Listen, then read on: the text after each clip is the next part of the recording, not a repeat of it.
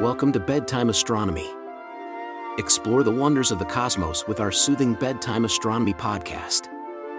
Each episode offers a gentle journey through the stars, planets, and beyond, perfect for unwinding after a long day. Let's travel through the mysteries of the universe as you drift off into a peaceful slumber under the night sky. Picture this. You're standing inside a habitat on Mars. Right. Millions of miles from home. Exactly.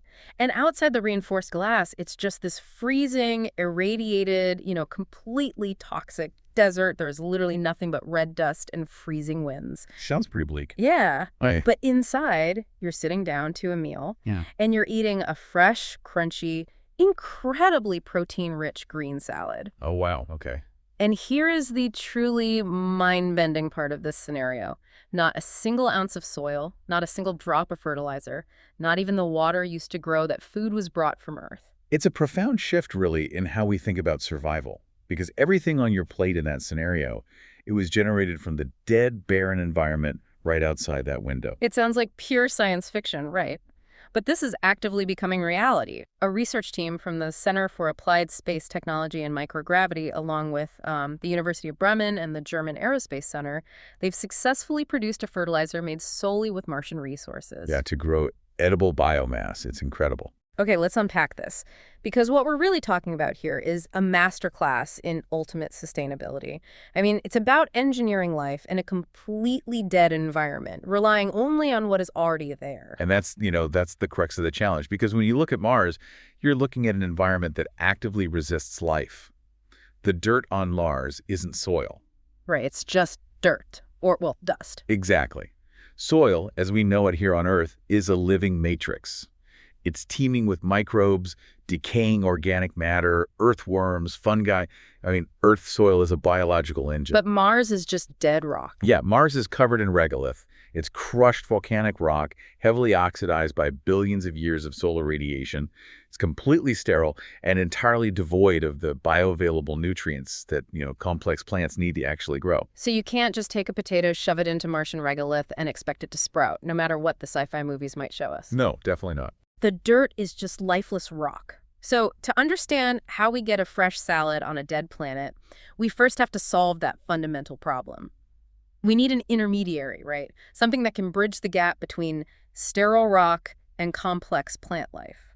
And that brings us to the hero of this entire process, cyanobacteria. Ah, blue-green algae. Exactly. These are some of the oldest and most resilient living organisms we know of. They're essentially the microscopic pioneers of our own planet and now, potentially, of Mars. Because they can handle the harsh conditions. Yeah, they have a few incredible biochemical properties that make them perfectly suited for this job. First, they're photosynthetic, but highly adaptable. They pull carbon dioxide directly from the thin Martian atmosphere. Which is crucial, since Mars's atmosphere is, about 95% carbon dioxide? Right, exactly. So they're pulling their carbon straight from the air and producing oxygen as a byproduct. But breathing in CO2 doesn't solve our dirt problem. The real magic has to be happening in how they interact with the regolith itself. What's fascinating here is their ability to literally eat rock. Eat rock. Literally. Literally. Yes, literally. The researchers proved this using something called MgS1. It's an artificially produced regolith that perfectly mimics Martian dust. Because we have decades of spectroscopic data from the Mars rovers, right? Exactly. So we know the exact mineral composition of the surface. We know it's full of basalts, plagioclase, and olivine. And just to clarify for anyone imagining standard Earth rocks, things like olivine and plagioclase are critical here. They lock away the heavy metals and nutrients like iron, magnesium, calcium that biological life desperately needs. Right. But the problem is those nutrients are trapped inside a rigid crystalline structure. They're locked in a geological vault, essentially. Plants can't access them. But cyanobacteria, they don't just sit on the rock. They chemically weather it. Like breaking it down. Yeah, they secrete highly specialized organic acids and binding agents called siderophores. These compounds literally dissolve the mineral lattice on a microscopic scale. Wow. Yeah, freeing up the trapped iron, phosphorus, and sulfur, and pulling them directly into their own cellular structures. It's wild when you visualize it. I mean, these microbes are basically the ultimate cosmic off-grid preppers. Ah, that's a good way to put it. They're just secreting acid to dissolve rock and building a full meal out of thin air and crushed dust. But I have to push back a little on the logistics here. Oh, sure. Because eating rocks is great for the algae, but humans can't eat the algae directly, right? Like, a bowl of raw cyanobacteria isn't safe, and it's certainly not the crunchy salad we talked about. How does this actually help us? You're completely right. The algae isn't the food, it's the raw material for the plant food. Oh, I see. You have to think of these microbes as a necessary biological bridge. Complex plants that humans want to eat are relatively fragile. They demand their nutrients in very specific, easily absorbable forms. Mostly as ammonium and nitrates, right? Exactly. They cannot break down rock. Cyanobacteria can. So the microbes do the heavy lifting of pulling the minerals out of the rock and incorporating them into their own biological cells. Once the cyanobacteria have multiplied and created a massive amount of cellular biomass, we then take that biomass and use it to feed the plants. Okay, so we have a tank full of rock-eating microbes packed with Martian nutrients. Great. But since we can't eat the algae, and a plant can't just absorb a living microbe, we have to process it. We do. We have to unlock those nutrients. We have to break the cell walls of the algae down so the plants can actually use what's inside. Which brings us to the fermentation factory. Right. This is where the engineering really meets the biology. You have tanks full of this cyanobacterial biomass, rich in carbon, nitrogen, and Martian minerals. To make those nutrients available to plants, you have to break the lipid bilayers of the cell walls down. And how do they do that? Through an anaerobic fermentation process, entirely without oxygen.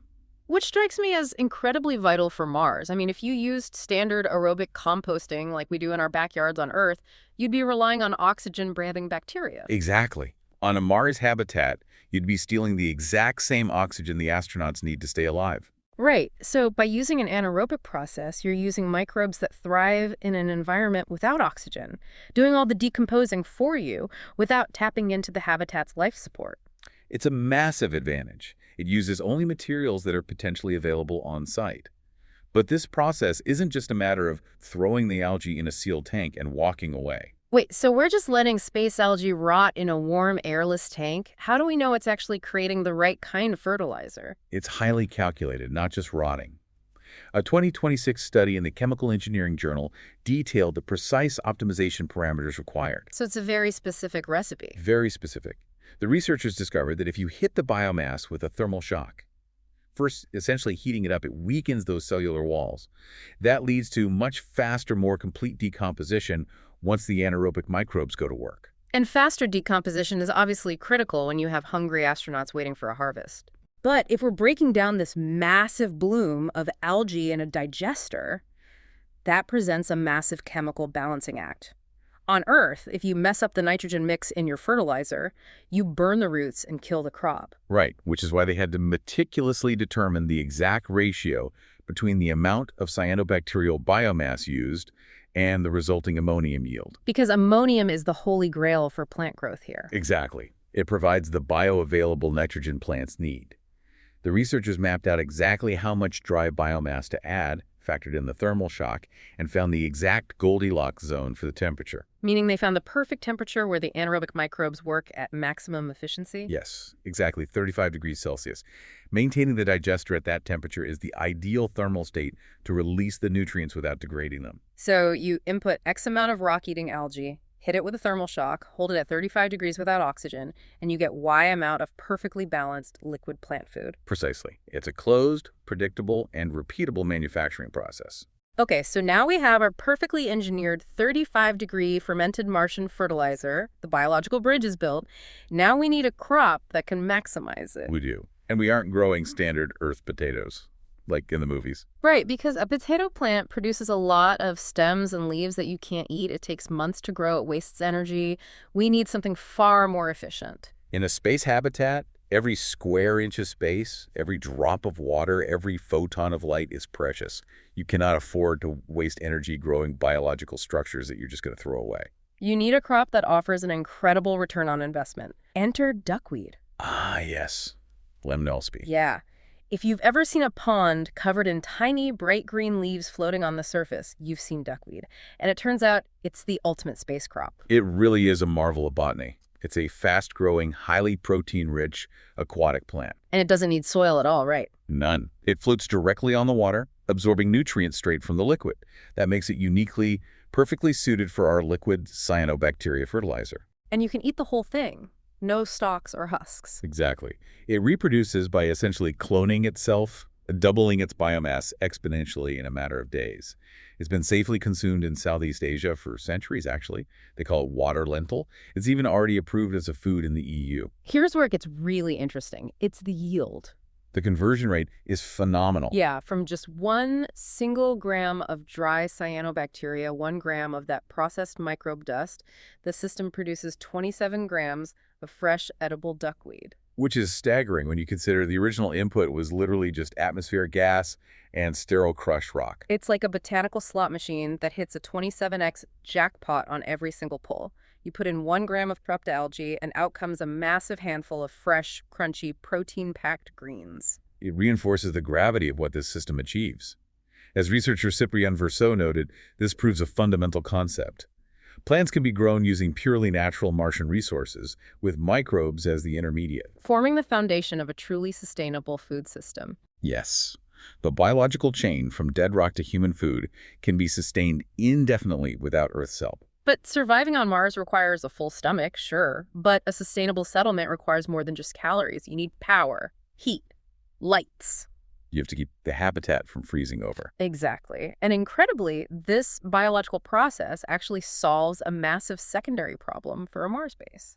It has this highly valuable byproduct. Right. When we go back to that fermentation factor, the anaerobic digester, breaking down the algae at 35 degrees, the bacteria doing that breakdown release gases. Specifically, they produce methane gas. Yes. The anaerobic fermentation process essentially acts as a miniature biogas plant. As the fertilizer is being created, methane is bubbling up through the liquid. Wow. And this methane can be captured, pressurized, and utilized as a vital energy source for the settlement. So what does this all mean? Usually, agricultural byproducts are a massive waste management headache. But here, the quote-unquote waste might power the lights in the habitat. If we connect this to the bigger picture, you start to see the elegant architecture of total closed-loop self-sufficiency. Because we can't just keep shipping soil and fuel from Earth. Right. It's economically and physically impossible. As researcher Tiago Ramalho pointed out, running a system entirely on local resources without bringing any supplies from Earth is the only way future Martian settlements can survive long-term. It's the ultimate closed loop. The Martian atmosphere and dust feed the algae. The algae makes fertilizer and methane. The methane powers the habitat. The fertilizer grows the duckweed. The humans eat the duckweed, exhale CO2, which goes back to the algae. Nothing is wasted. Every single atom is recycled and given a purpose. It's amazing. But I want to bring this back from Mars to Earth for a second, because you, listening to this right now, might be thinking, well, I'm not moving to Mars anytime soon. Why should I care? It's a fair question. But duckweed is currently being considered a sustainable superfood of the future right here on our home planet. The agricultural challenges we face on Earth are mounting rapidly, with severe topsoil erosion and depleted natural fertilizers. Traditional farming is incredibly resource-intensive. It uses vast amounts of fresh water and land and relies on chemical fertilizers that damage aquatic ecosystems. But duckweed changes that math. Because it grows on water, it doesn't require massive tracts of arable land. It produces more protein per acre than almost any terrestrial crop, including soybeans. So the technology designed to keep astronauts alive could revolutionize human agriculture right here on Earth. Exactly. The unforgiving constraints of space travel force us to be perfectly efficient. When you bring that closed-loop technology back down to Earth, it offers a blueprint for how we can heal our own damaged agricultural systems. We learn to do infinitely more with infinitely less. It's a beautiful irony that looking out into the cold, dead vacuum of space might teach us how to better nurture life at home. It really is. So I want to leave you with a final, lingering question to ponder long after you finish listening. If human ingenuity can engineer a perfectly closed-loop, zero-waste agricultural system to feed people using the dead, toxic dust of Mars. What does that mean for us here? Exactly. What does that mean for how we could revolutionize farming in the harshest, most depleted environments right here on Earth? Could the key to saving Earth's soil ultimately come from a planet that doesn't have any?